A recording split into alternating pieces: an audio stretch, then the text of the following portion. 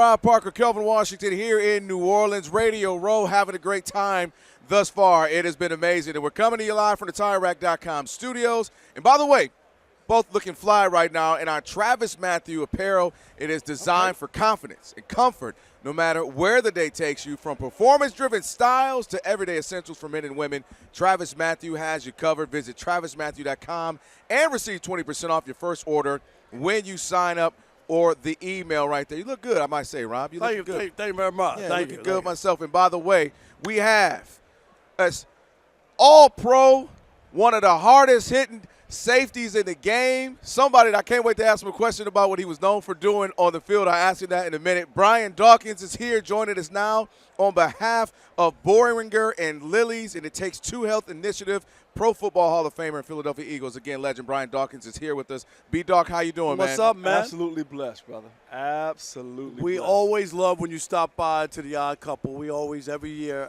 get the chance to chat it up with you. And now it's great because your former team is in the Super Bowl again. And you know it. I'm seeing green. I see green and No, white it's- there. he all green about and the white with squad. the beads. He all on about there. the yeah. It's quiet, but yeah, it's there. It's there. I like this team. I think this is a better team than it was 2 years ago.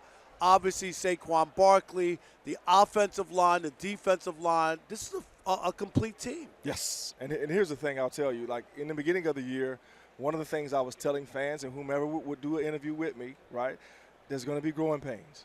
You have a new offensive coordinator, new defensive coordinator. You have new personnel. Everybody has to learn who everybody is and how to best utilize those individuals. The greatest thing that happened for them, in my opinion, is to struggle early. They struggled early, and then during the bye week, it is my opinion that they had tough conversations behind closed doors.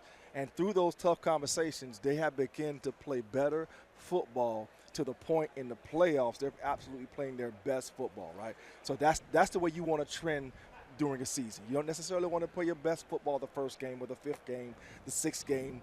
You want to play your best games in the playoffs, and it seems like the Eagles are doing that. Walk me through, if you were on this team, and kind of what it would be like from an offensive end, where we had last week, the last game, Jalen Hurts looked good. He said they finally let me out the straitjacket. He's been wanting to pass more. They were able to do that. But you got Saquon, who's been incredible on an MVP candidate type run. So how is that when you're in the locker room like that, trying to find that balance of, hey, I want to do more, but they're like, man, we got a workhorse who's been doing his thing all season. And it's working. And that's the thing about it. So when you have the talent on the field that they have, receiving core and the running game, but when you have an offensive line that can make that running game special the way that they have, you have to lean into that. And that has to be something that's reciprocal of an understanding to everybody in the locker room, to be honest with you, receivers in the quarterback position. I don't know Jalen enough to say that I hear a comment on the TV and all of a sudden, oh, he's talking about – I don't know him like that. Like, it could be a sarcastic thing, could have been a funny thing. I won't take that out of context. But what I will say is that, to me, there have been some I said it before, there have been some conversations between Jalen and the coaching staff, but also his teammates, about how they are going to play better going together, going forward. And after that game is when he made that comment. Before that game, the whole week we're talking about, people talking about there's something going on in the locker room. Right. So to me, they got behind closed doors and had some tough conversations, and decided these are the dances we're going to do once we go ball out. And they went and balled out. So I don't put too much into the comments. The two things I want to ask you. First, I was a first guess when the Giants decided to pay Daniel Jones and not Saquon Barkley. That was a first guess for most people, like, what are you doing? But when the Eagles picked him up, did you know right away, like, oh, my God, they just got another ingredient that can help them get where they want to go, and what a season he's had? Yes, not to the extent they have done it. So I didn't see him breaking records, right?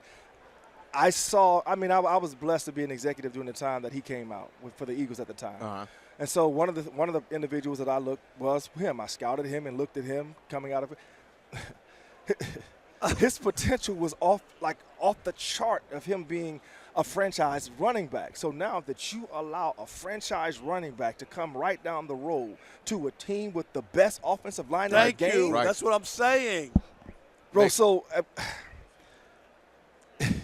what has happened because Saquon feels he feels wanted, appreciated, and he's free to just be himself.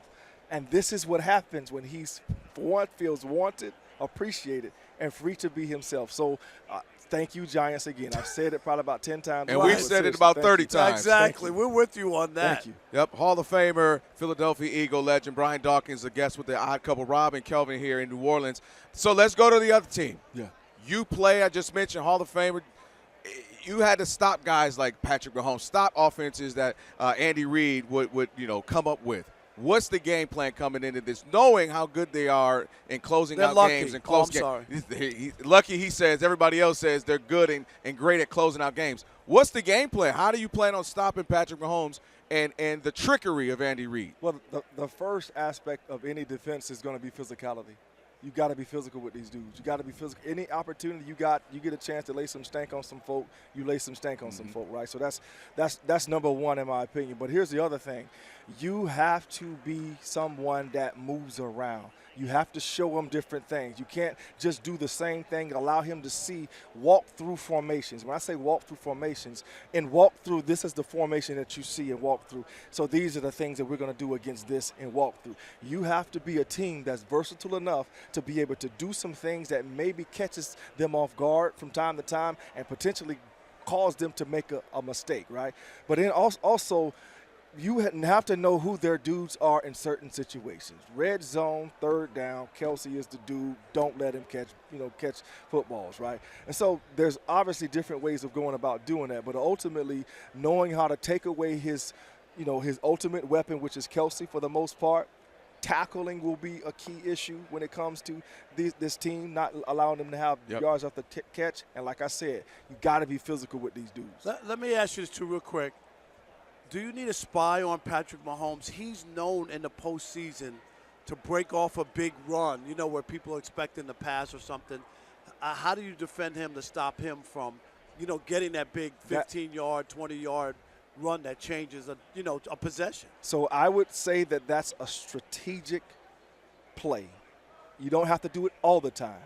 But that's another, again, you got to throw different things at these cats that have been in the playoffs this many times. Throw different things. Maybe if you're versatile enough and you have the talent enough that Vic can rush specific guys and then drop a guy who can then be the spy. Right, the spy. So, like, you still messing with the offensive lineman's count. But there's somebody there just in case he breaks out. Yeah, just in case he breaks out. Lane responsibilities, especially at key downs in the red zone, you mix those things in. So obviously, yes, there's obviously ways to utilize that. I wouldn't do it every down all the time, right? But in specific key instances. But again, I'm not just talking about one dude just having the middle linebacker be the guy. No, sometimes rush him and then drop Carter, right? Not Carter. Can't think of his name right now. Other Georgia cat. Drop him, though. Doesn't matter. Yeah, drop him back. Drop him. Right. Brain fog. But yeah. So again, mix it up of who that cat can be. Right. So that Mahomes and the coaching staff won't know who that person will be. All right, we got to ask you. Tell us a little bit more, B-Dawk, about Takes Two campaign that you're a part of.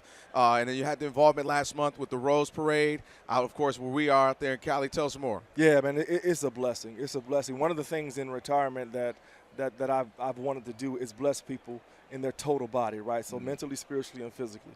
And so this is one of those mental but also physical things to understand that there's information that you need to help you live longer, healthier, right? And so this hits home for me because my mom and my dad both have type 2 diabetes, and they both battle high blood pressure. So that puts them at risk of developing kidney disease. So the It Takes Two campaign is one that it takes you and your doctor, two people. It takes two tests, a blood and a urine test. And that would help the doctors recognize if you are going down the path of developing kidney disease. And so, again, if I can use my platform, the people want to hear me talk about football, and then I give you a little information. Absolutely. Yeah, to help you understand that, going protectyourkidneys.com for not just you, for not parents. It could be your uncle, could be a friend. Somebody. It doesn't matter who it is.